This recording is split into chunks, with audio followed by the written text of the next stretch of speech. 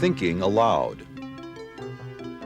Conversations on the leading edge of knowledge and discovery with psychologist Jeffrey Mishlove.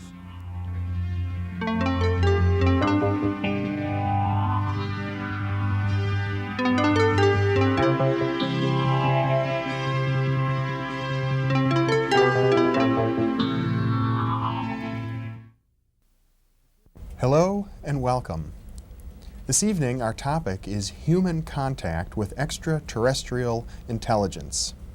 My guest tonight is Dr. James Harder, professor of hydraulic engineering at the University of California at Berkeley, and also probably one of the world's foremost experts in hypnotic interviews with UFO contactees. Welcome tonight, Jim. Thank you, Jeff. Good to have you here. Let me begin our interview this evening by asking you, how do you define the term extraterrestrial? Well, outside of the Earth, obviously. Mm-hmm. And that probably is far beyond the solar system, as a matter of fact. But beyond that, it just means that it's not within our earthly sphere. Mm-hmm.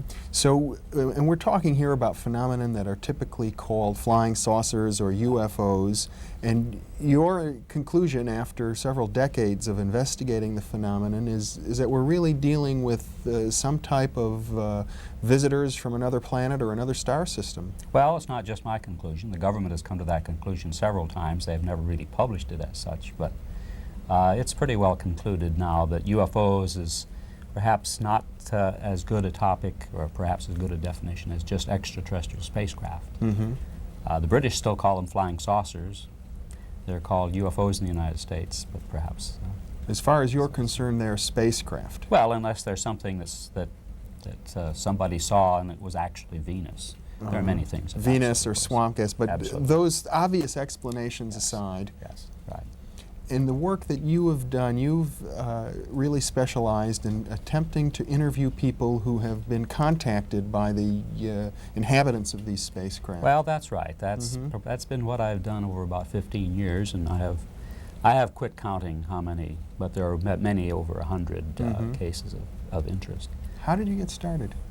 Well, it's actually here in Marin County in Novato, where a young man and two companions saw a UFO one afternoon over on a hillside. Went over there and they didn't think they were over there more than 10 minutes, but they were gone all afternoon. Mm-hmm.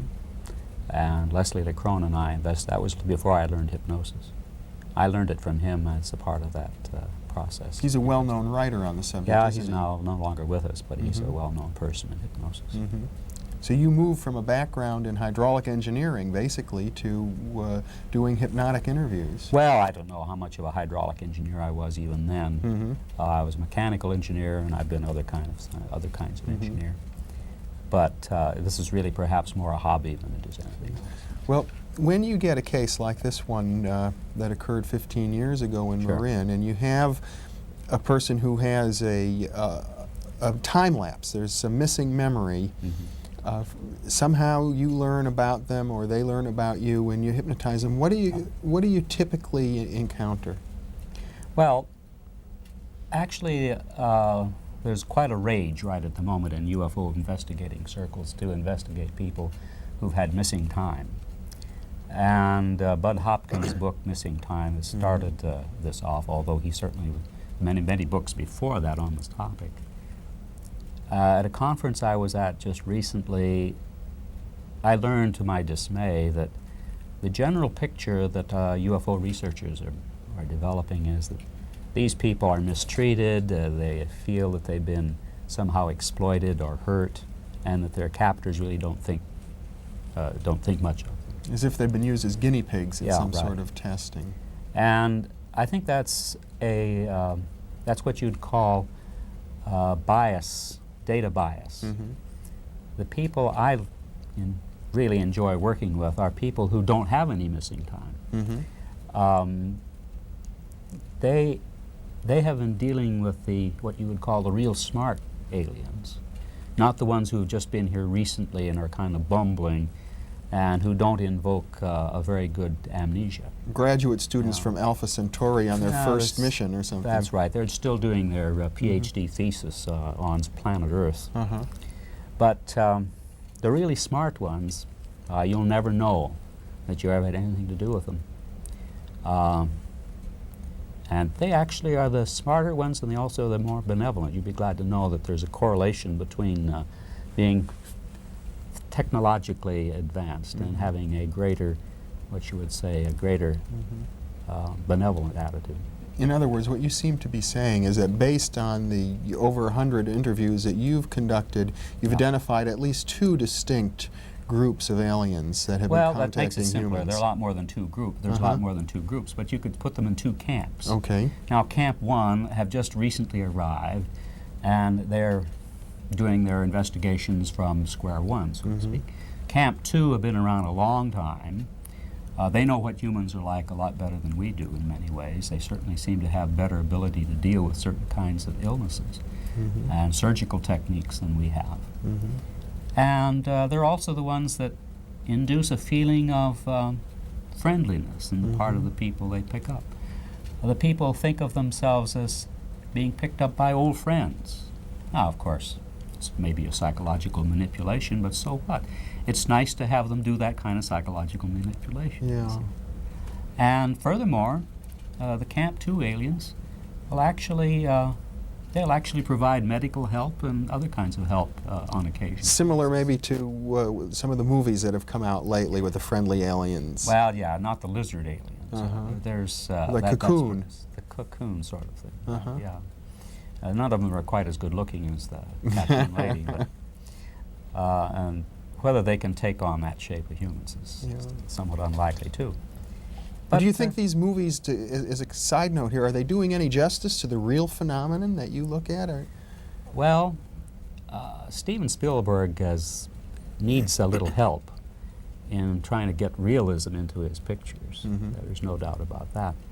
But certainly the feeling that came out in E.T., I thought was fairly close to some of the feelings that my people that I've interviewed at least have that feeling of that kind of kindness, that kind of helpfulness.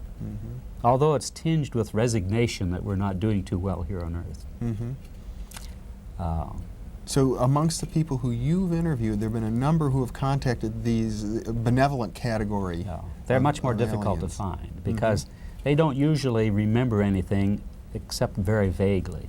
For instance, a woman who was a UFO investigator who was very interested in UFOs, and that's part of the profile of someone who might have had an experience. She said, you know, I was driving down through this little valley, and I had a premonition that something was going to happen, but I got up out of the other side, and there was nothing happening. So I got out my little pendulum, had her hold it, and it swings with the unconscious movement of the arm. Did you stop the car? And she said, oh, no, but the pendulum swung yes. Did you get out of the car? No. Pendulum swung yes. Did you see a UFO when you got out of the car? Pendulum said yes. I don't remember anything like that. But pretty soon, it appeared not only had she gotten out of the car, she had seen a UFO, it was parked over, off the road, and she was walking towards it. Well, I won't go into any further details, but she had a very interesting experience that she'd never remembered before. Do you ever consider the possibility that when you're inducing a hypnotic state in a person like this, that it might be an experimenter effect, that this subconscious response is an attempt to please you in some way? Yeah, I've understood that, and there are various ways in which one tries to avoid that bias. Question about whether you're leading the witness or not. That's right.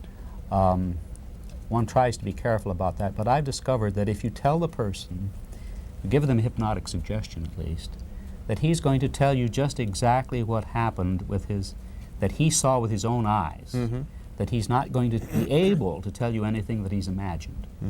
Well, that works. And you suggest, well, maybe it happened, oh no, it didn't happen that way, it happened this way. Let's assume then for the moment that we are being visited by these aliens, as I presume you assume. Yes. What's in it for us? Is there any value to us in having that knowledge? Well, maybe there would be if we were open to it.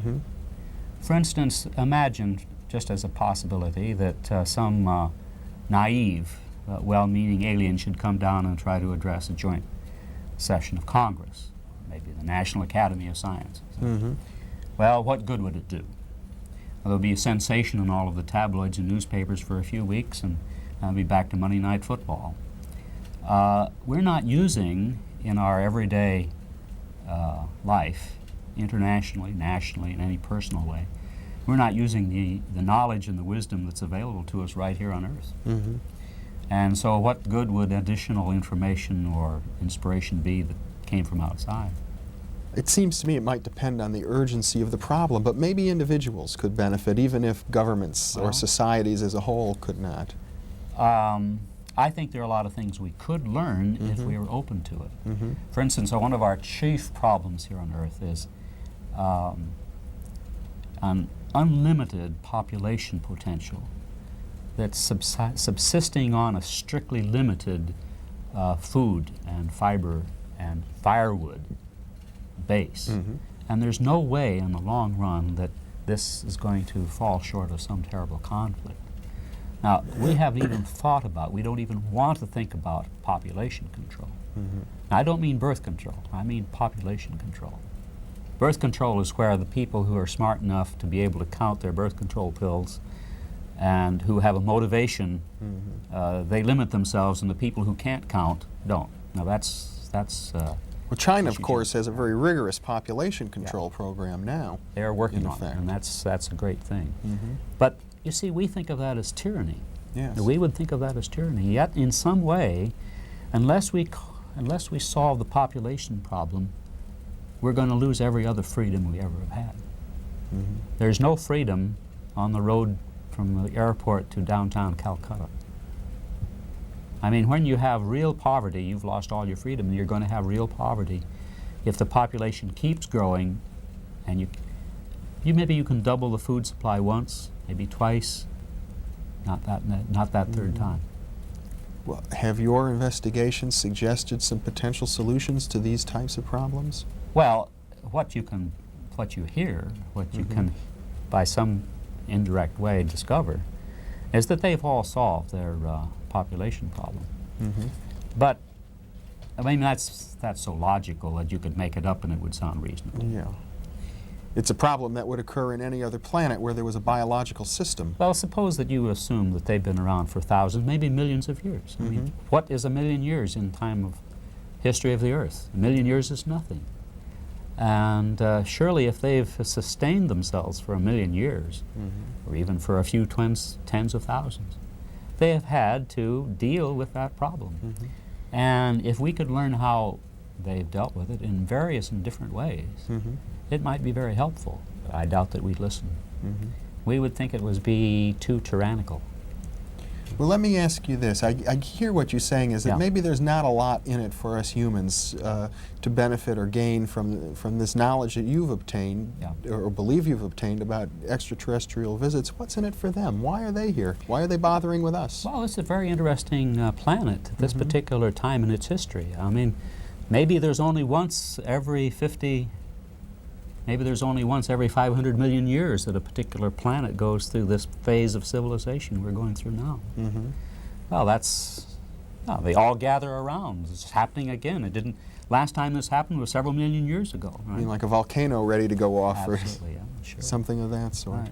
And there are a lot of groups that are apparently more than a dozen that have been regularly visiting here. The people who you've interviewed, the numbers who have had contacts with these apparently beneficent aliens, how's it affected their lives? Oh yes, very often. They very often have a religious kind of conversion, although not of a formal sort. They are much interested in helping their fellow man, perhaps even strongly interested in the peace movement. They're good people, and they've generally been influenced in good ways, I think, at least. There are just more people of that sort around than I can get around to investigate, as a matter of fact. Do you think there's any sense that we might be receiving some help in getting through the current crises that we're facing? Well, that's hard to say, because for one thing, if the human race is going to help itself, it's got to help itself. It's not going to be helped by some externality. If it did, why, it wouldn't really work in the long run. I think the human race probably, and it's understood elsewhere also, has to come through and solve its own problems. Maybe we'll be saved, I don't know. Maybe we'll be saved from the Holocaust. But that's problematical. People sometimes point to me and think that with my own background in parapsychology and the work that I do, that's a curious path for an individual to choose in their life, to have those experiences. And one might say the same thing about you, Jim, as a person who has had these unique, intimate conversations with perhaps hundreds of, or over 100 people who have experienced what they believe to be direct encounters with alien intelligences. How has it affected you? Well, you know, remarkably, I'm not as amazed as my friends are. I don't think of myself as a blasé person, and particularly since you might say that, if you believe it, it's all true, that this is the cutting edge of research of any topic on Earth. Right? One might well argue that point. That's right. Yeah. If you take it seriously. Yeah. But you know, the average person doesn't take it seriously. Even UFO investigators don't take it seriously. They understand it on an intellectual plane. Yes. But if it really got down to their gut belief system, well, it would make a big difference. And I just don't think most people, even those people who are intimately involved in it, may not actually give it more than just half the attention it really deserves. Yeah. If I really believed in it the way I should, perhaps, I would be doing this most of the time instead of 10% of the time. So in other words, you're saying that you've somehow shielded yourself from the full implications of the work that you're doing. I think most people do. Most people who are working on various weapons systems are doing that. Well, why don't you imagine with me for a moment that you weren't shielding yourself. All right. I mean, here you are on a television program. There's a viewing audience out there right this very moment. If you could sort of reach really deep inside of yourself and communicate, you know, the essence or the full implications of the message that you've encountered in your life, what would you want to communicate to people? Well, there's a lot of intelligence out there. It's like the legend of the Tibetan legend of that place somewhere high in the Himalayas, sometimes sort of Shambhala, where there are great spirits who are waiting patiently for the human race to get to the point where they're ready to understand the wisdom that's available to them. And it'll be a while before they get even to the point where they're able to start to comprehend what's possible. Now that's very important, I think. It's there. There's fantastic technology, there's fantastic medicine, there's fantastic sociology and psychology. How do you get along if you've got a population of 25,000? The average extraterrestrial civilization is not that big. 100,000 people is a lot. And yet they get along with each other without a police system. They don't have any tyrannical dictatorships. They don't have democracy either. And they have a remarkable, many of them, not all, many of them have a remarkable feeling of absolute love for each other. It's almost as if the feeling they have for each other in a non-sexual way could only be compared with the rapture of a newly fallen in love human being. But, of course, it's not sexual. Now, that's the kind of society that you'd like to see, maybe. And there are some people who've got glimpses of it, perhaps, from here. And they yen for something like that, and they join cult groups. They're looking for the family that maybe in some vague way they've known about. Well, you're speaking with such a sense of intimate acquaintance with this reality. It leads me to ask you, have you had any direct encounters of your own? Oh, no. This is all third-hand information that's come to you, or second-hand, in effect. What if I took you really seriously, or some of our other viewers were to take you really seriously and say, you know, I like what you're saying. I'm ready to climb that mountain to Shambhala or to reach for that knowledge, and I don't want to join a cult. Join my cult. I mean, maybe we should start one, Jeff. But one without a, well, if you were you and me, why we wouldn't have to have a charismatic leader, right? Just a couple nice guys just two like guys us, like right? us, right? Shun charisma. That's the great trap. Well, I'm glad I'm the interviewer and you're the interviewee. Yes. Charisma is a trap, I think, a lot. People get drawn into it and exploited by it.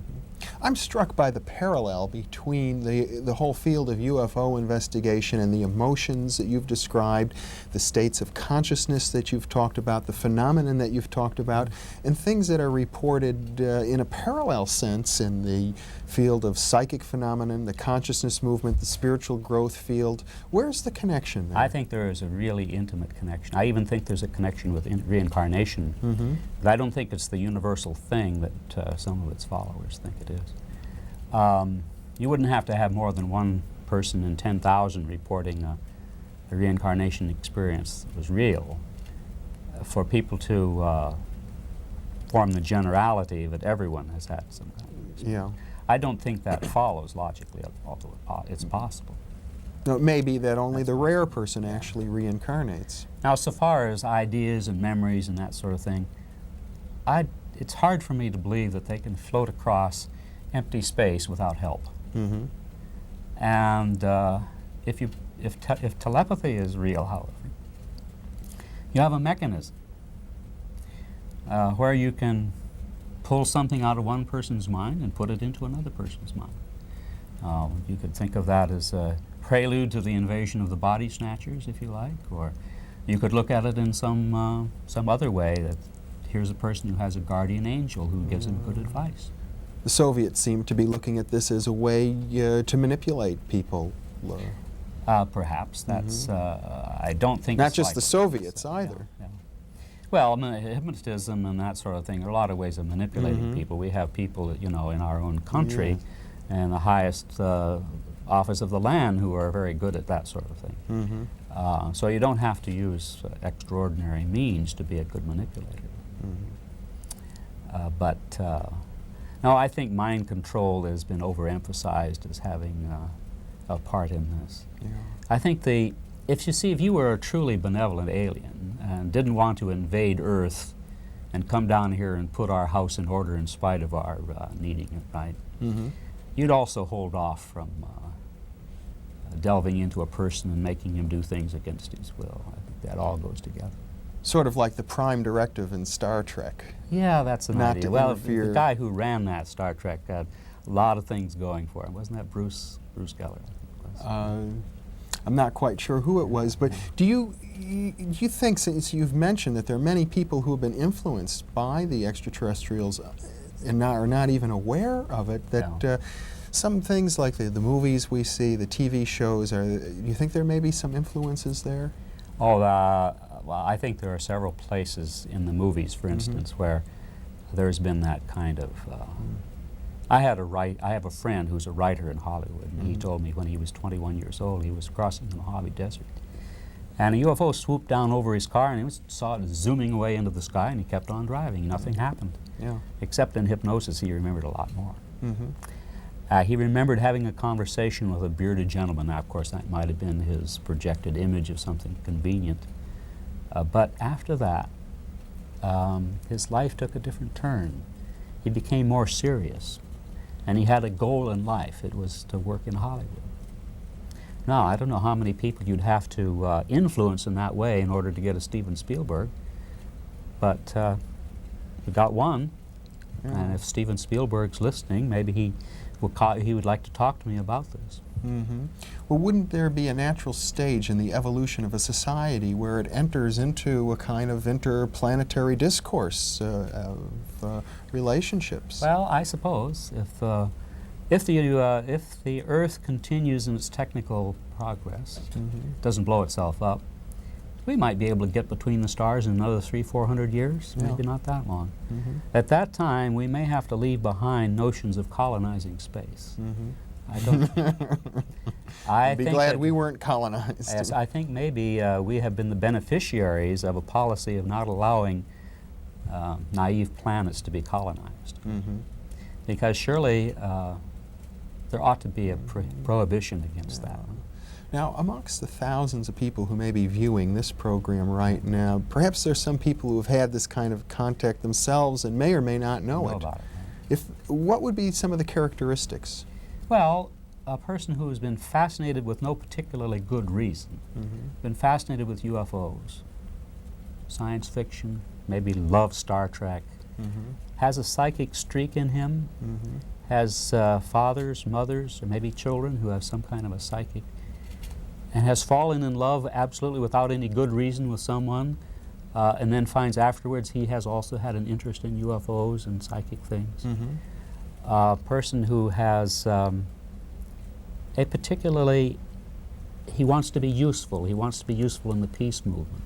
Now, not any one of these things, or not all of them, are necessary, but you can find a little profile there which makes me wonder and start a little chain of questioning. Yeah. A lot of people right here in your audience here, perhaps, maybe even on the crew of your television program. And if they were interested in following up, could they contact you? Yeah, call the University of California, ask for Mr. UFO. The switchboard operator knows already. Yeah, the public office, Office of Public Relations over there knows who to send them. I don't know what.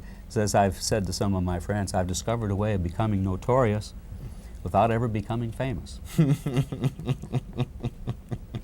Hiding behind the anonymity of Mr. UFO.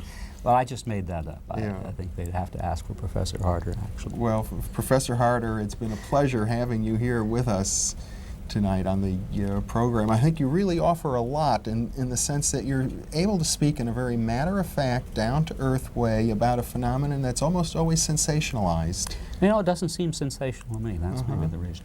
And perhaps that's a sign of maturity if our culture as a whole could just take this kind of data and deal with it the same way we might deal with our lunch or our toothpaste. And not think of it as being some terrible possibility of an invasion of lizard people from outer space.